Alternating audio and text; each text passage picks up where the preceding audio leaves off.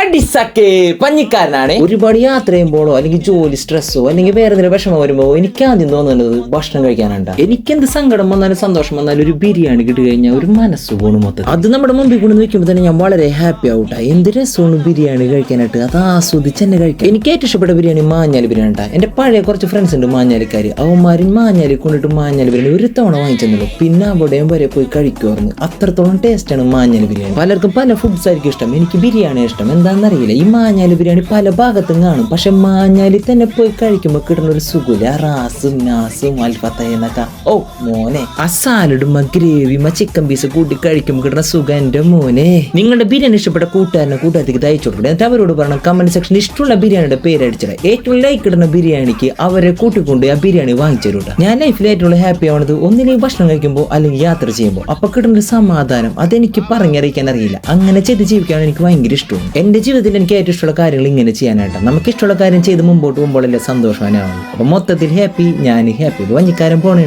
സുലാൻ.